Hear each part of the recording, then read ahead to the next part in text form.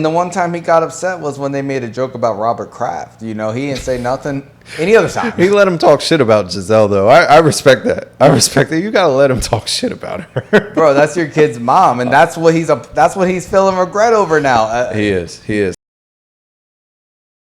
We talked about Tom Brady's roast 2 weeks ago. Oh, man, another guy being a cuck. and we were like, why would he do this? You know, we were trying to understand why he would do it. We had our theories, you know, on if he would have any regrets afterward. You know, we talked about Giselle, you know, being outspoken and being like, oh, you know, she was not happy at all. Not happy. She referenced their kids together and also the major floods in her hometown in Brazil and other serious things she's dealing with. Tom Brady, you know, he was on The Pivot, another sports podcast. That's right. Shout out to The Pivot. Yeah, super popular. You know, they make headlines as well. And, you know, he said, you know, looking back, you know, he didn't like the way the roast affected his exes and his kids. Yeah, he did not like that. So he said that, you know, the jokes really affected his family. He said, I loved when the jokes were about me. But I thought they were really fun, but I didn't like the way that it affected my kids. And right now his kids are all like teenagers, 16, 14, and 11. But it's a prime bullying age right there. yeah, for real. He said it's the hardest part about like the bittersweet aspect of when you do something that you think is one way, and then all of a sudden you realize I wouldn't do that again because of the way that it affected people that are actually the ones I care the most about in the world. Yeah. So it makes you in some ways a better parent going through it because sometimes you're naive, you don't know, or you get a little like, oh shit. And he thought it was a good lesson for him. Nice. You know, most people don't have to go through a lesson of, you know, putting their whole family business out to millions of people before learning it. But at least he's taking accountability on that front. I mean, how do you think his kids feel? Like they are like in that middle school, you know, age. Like, do you think that, you know, people are like making fun of them type of thing? I mean, you got to think that they catch him a little bit. I mean, at the end of the day, you're Tom Brady and Giselle's kids. Like, that puts you pretty high up on the totem pole when you're compared to other kids around the world. But they're still going to find a way to talk shit about you, especially at that age. Like, that like, 16 to like, 12 age range, it's nasty. When I was in middle school, there used to be fights, like, every single day. Like, kids were mean, they were aggressive, they got hormones they can't control and understand. Like, they're going to hurt your feelings. So I'm sure that they definitely caught some. They caught some. Yeah. You know, I can't even fathom being someone's kid and watching an arena full of people laugh at my parents' infidelity or divorce, and it's on Netflix. Like, the whole world can access this. It's watched on repeat. Like, that shit's not going anywhere anytime soon. That's there for life. Yeah. So I can't imagine, like, I can't even relate to it. Like, it must feel really fucked up. Like, you know, you see things on Facebook from family members and other people that make you cringe. Could you imagine that being on Netflix? Like, I think it's kind of like, it's tough. Yeah, I think Tom sounds super naive. Super naive when he speaks to this, because it's like, man, you've been in the limelight for like the last 20 something years. Like, you didn't expect this, like and I feel like, you know, and he kept his personal life pretty close to the chest. Like, it's not like he was a super public figure or anything like that.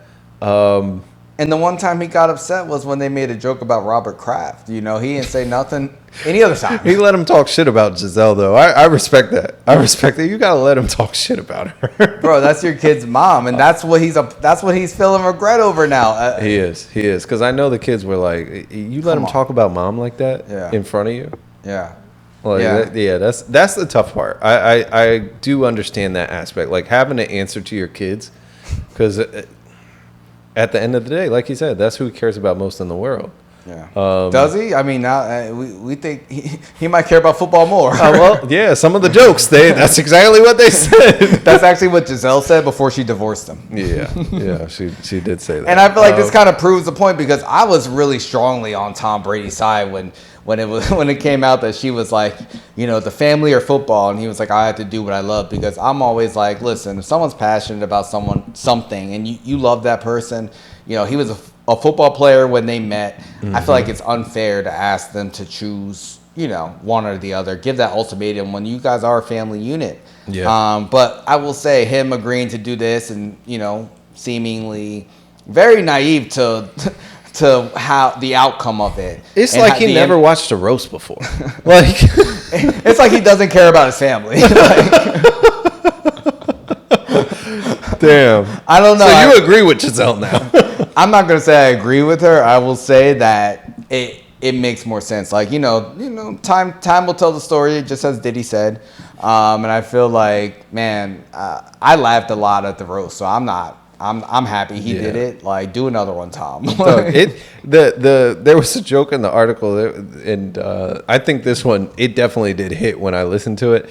It said, the person said, Tom, you're the best to ever play for too long, and you retired and then came back and then retired. I get it. It's hard to walk away from something that isn't your pregnant girlfriend. Because he left his pregnant ex in 2006 to go to Giselle. Yeah. When she... Yeah, but you didn't finish the rest of the joke. That's when she said, she was like, well, he didn't know she was pregnant. He just thought she was getting fat. Yeah. So it makes sense. No, a lot of the jokes were really bad. Yeah. But really funny. The one joke that he drew the line on, that was about Robert Kraft getting a happy ending. And we all know who the real happy ending king is, man. Deshaun Watson. Oh, I thought you were going to say the jiu-jitsu teacher. He ain't got nothing on Deshaun, man. Man, Deshaun Watson, he hasn't been able to be healthy since he signed, the richest contract in NFL history. He's been a bum, yo. I wouldn't call him a bum. He hasn't been able to stay on the field. That shit was a mistake. When he was on the field, he was a bum. The Browns did pretty well without him, too. So they did great. They had 4 different quarterbacks all season and still made it to the playoffs. How? I don't know. I don't know. What the fuck? I thought he was done. He's nuts. It's nuts. But yeah, man, Deshaun Watson, he made headlines, man. He has a new tattoo, featuring his girlfriend's face, man, all on his back. She a baddie. Yeah? Yeah. Julian nice. Yeah. She's beautiful. So he got this giant portrait of his girl on his back. Mm-hmm. You got the picture up? Yeah, I have the picture up. Damn, man. So it's the girl. It's some other family members. It's Cause artwork, and then the NFL logo, his hometown, and championship rings. Now he did leave one of the championship rings unfilled. That way, if he happens to win a championship, which will probably never happen, then he'll be able to fill that in. Bro. Listen, the reason I'm talking shit about Deshaun is because I really liked him. When he was in college at Clemson, I was looking at him play, and I was like, this dude might be the next Tom Brady. Like, I felt that strongly about Deshaun Watson. He said all the right things. He did all the right things. And then this motherfucker just had to get his jerk off. Like, he just could not go to a registered massage therapist and get a massage. He had to get the extras too. Like, so you thought he was going to be the next Tom Brady when he was really just the next Robert Kraft. He got it mixed up. That's exactly what happened. Exactly. Like, I mean, would you ever get your girl's face tatted on you? I know you have no tattoos, but if you were into that, it would never happen. Damn, why not? Because why? Her face. What if she's not my girl in like 3 weeks? What if I find out that she was going to the massage therapist and getting worked over too? That's how we met. Like, I just don't know. There's no way. Personally, I'm just against portraits altogether. Like, because I feel like they can never really get someone's likeliness perfect enough for me. Mm-hmm. But he does have Martin Luther King and a fitted tattooed on him. So, I mean, once you get that, it's kind of like, you might as well get your girl on there too. I feel bad for Martin. Damn, Cincinnati man said he just looked at his girlfriend hard eyes. Wow. I gotta check her out too, but then he said you put me on the spot. No, he didn't. It's okay. No, he don't have no tattoos anyway. So Yeah. but yeah, I mean, do you think that he got this tattoo so when he's getting a massage that they know who's watching? No, because he's gonna be laying on his back anyway, so he can get the handy. Like it's not like they're gonna see her face. That's why she's on the back, so she can't see either. Like, he's a smart guy. He's a smart guy. Yeah, he's a strategic he knows guy. what he's doing. Hold on, baby. Let me turn around quick. Why do you think they gave him all that guaranteed money? He still had them lawsuits to pay off. Like he needed that shit. It wasn't for him. Listen, I mean, I hope he's healthy this season.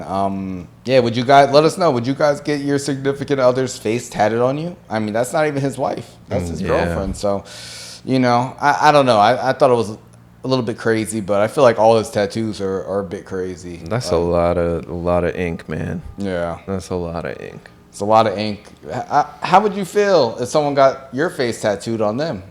Would you feel weird about it, or would you be like that's a cool thing? It's got to be like one of my best pictures. Like it's got to be, it's got to be really, really sharp, man. Like that's not me. That's Andrew Tate. I would be mad. Oh man, that's Swiss Beats, man. What the hell? Do you have tattoos on your back? I can't remember. No, I don't. I have no tats on my back. Jocelyn has her whole back done. Oh yeah, that's right. That's right. But not me. Hers is pretty yet. too. Yeah. I don't know, guys. Let us know how you feel about getting your significant other's face tatted on you. I don't know. Would you? No.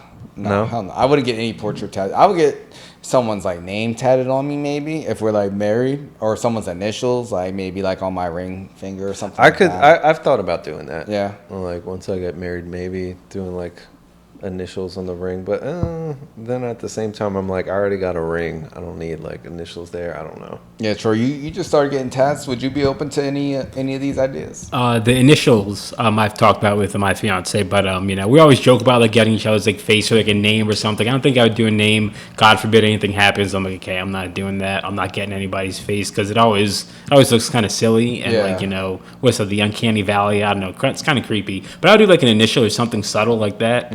I could get away with that. They're nice with the cover-ups now, though. I've seen some of the cover-up tattoos. You can't even see what was there before.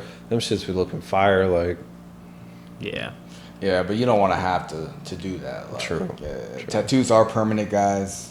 Be smart. Nah, they got the laser thing to make it go away, right? Dude, that's so painful. You got to burn your skin and they'll leave Is scars. it really that painful? You have to burn your skin off. Oh, I didn't know that. You have to go to multiple sessions. Yeah, it's not easy. It can take up to a year. Yeah. A year? Yeah, because you have to go I think every 6 weeks for you have to schedule certain appointments so that every 6 weeks for a year?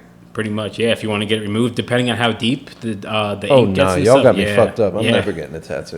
It won't happen. It won't happen. It won't happen. You just got to get something you won't want to remove.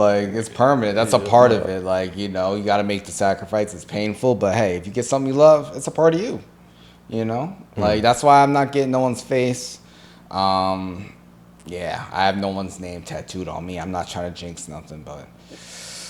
Yeah, let us know, guys. How do you guys feel about face tats or getting people's face tatted on you? Subscribe on YouTube. Subscribe on Spotify. Follow on Instagram, Twitter, TikTok. All the apps. We're everywhere. We are everywhere.